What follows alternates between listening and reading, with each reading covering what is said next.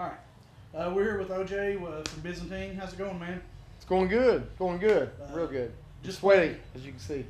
Just played your first set in about 8 months in the same location, right? Yeah. Last time. 8 months ago, we played our last show with our original drummer at Wolf, and it was here at Capone's with Tremonti and Wilson, and that was actually 8 months to yesterday. So now we're back with our new drummer. So we got his cherry busted here in Johnson City, and it went pretty good. I thought it went pretty well. I actually do have a question relating back to that show 8 months ago. Mark Tremonti went crazy talking about how much he loved Byzantine. Yeah. Was mesmerized upstairs watching your set. Whenever somebody that talented and that well respected in music, really digs your band, how does that make you feel? That gives you, for me, it gives me extreme validation to let us know that what we're doing is we're on the right path.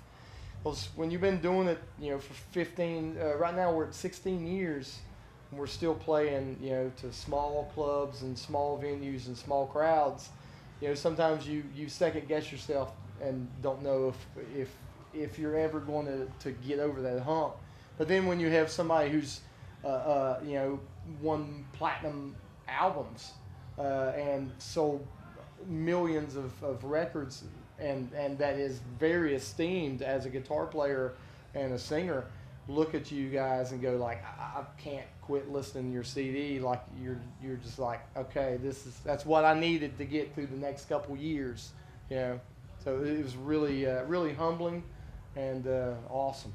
Was it an extra push and motivation? Yeah, because we didn't expect it. Because Tremonti, he's got this stigma from coming with Creed, and then with Alter Bridge, and like Byzantine is a completely different animal from what he does. But apparently Tremonti is Mark's a huge thrash metal fan, and it was a big push.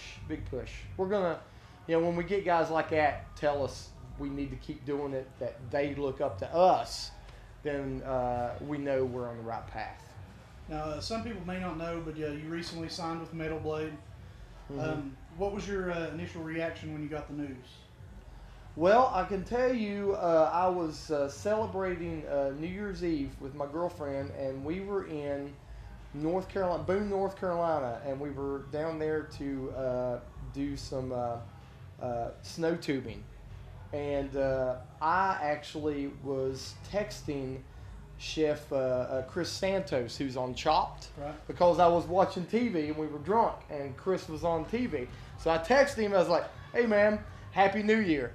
5 seconds later, I get a text back, and he was like, "Dude, I'm with Brian Schlegel, and we want to start a record label, and you're going to be the first band that signs." So I was like, "Oh my God, this is awesome!" No more Kickstarters, no more pledge music campaigns, because that's what we've been doing the last 2 albums. But that ultimately didn't pan out. But what happened, I think, worked out in our favor. We talked to Brian Schlegel, which is the CEO of Metal Blade, and he said, "Man, Santos just opened up an 8,000 square foot restaurant in New York City. He just hired 400 people. He doesn't have enough time to do this. So he said, we're going to make you a full Metal Blade band." And that was just like, even better. It doesn't get any better. It does not get any better than that. In metal, and you're getting signed, you want. No, yeah. It's the highest tier that you can go. Yeah, because a lot of times you don't get a second chance to make a first impression. And we got signed very early on in our career, like 3 years after we formed, we got signed to Prosthetic Records. And we fucked it up. We were young and we didn't know the game. And I thought that we would continue to make records ourselves and just be kind of obscurity.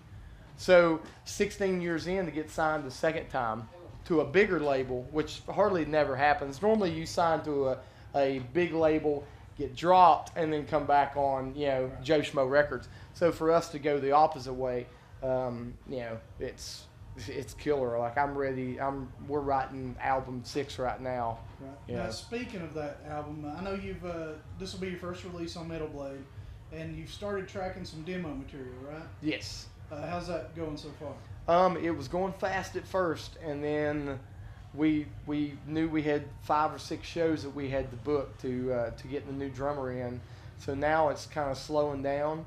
But we've got about 5 songs demoed.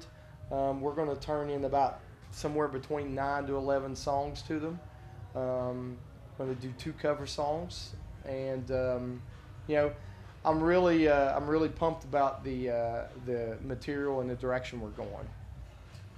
Now, everybody knows you're one of the most popular, legendary bands from West Virginia, and you're a West Virginia native. Yeah. Do you feel that that's influenced you as an artist? Tremendously. Oh yeah. I don't think we would sound anywhere near what we sound like if we came from a bigger scene. Because when you come from a big scene, you're from Florida, you could be from death metal scene or New York hardcore. West Virginia doesn't have a genre that dominates, so we were able to grab whatever we could and mold it together. And that's kind of what we did. Like, I describe Byzantine as like 3 parts, or maybe Testament, Pantera, Opeth, and Meshuggah kind of mixed together. That's where we started. Now we're starting to do our own kind of thing, and I think you put all those together and you have our sound. It was really good to be able to grow up in an area where there wasn't any scene thrust down our throat, and we could kind of do whatever we want. Now, speaking of how your sound has evolved over the years, I know a few months ago you mentioned something about finding a vocal coach, possibly work on your clean vocals some. Did anything ever come of that? Yeah, you know what? I put it on Facebook, and the only person that really hit me up was a church group leader. So she was like, hey, I checked out your stuff. You can sing a little bit. I would love to try to help you. And I was like, you know what? Let's fucking do it. So I drove to her house a couple times. We did a couple sessions, and it was awesome. But I was driving about an hour one way to do it. And then I decided to save that money and put my daughter, who is 8-year-old, in art camp and theater camp this summer. It's a little bit more important. So I'm going to find a vocal coach that's a little closer after she gets out of her stuff, because she probably has a brighter future than I do. So I can get by screaming for now.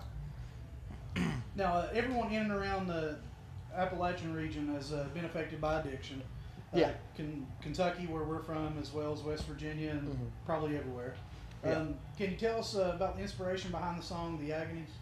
Yeah, the Agonies was inspired by the pill addiction that Kentucky and West Virginia is getting hit with right now. I mean, West Virginia has the most overdose deaths per capita in America. We have pill mills everywhere, and it got very close to our camp, really close. And so the album before that, we wrote a song about meth addiction called Soul Eraser, and that was our single off that one. This one, I really wanted to write something that was way more personal. And the pills is just like everybody from home has one person in their family that is addicted to pain pills, and you guys probably same way. Oh yeah.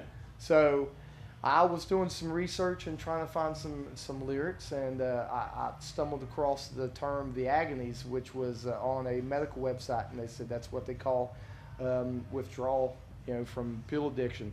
So I was like, yeah, I think we're going to have to do that. So we tried to shine a negative light on something. And a lot of times we write stuff trying to shine a positive light on West Virginia.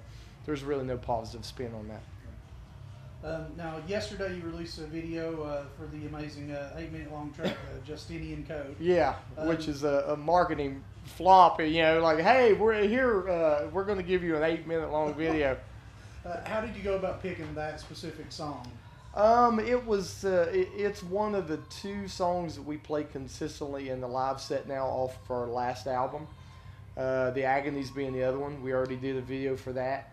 We really love playing Justinian Code, and we knew that if we could get just a very simple pro video of us rehearsing it in our space and give some people some intimacy with us, maybe they would stick through the whole 8 minutes. And right now the response has been really positive.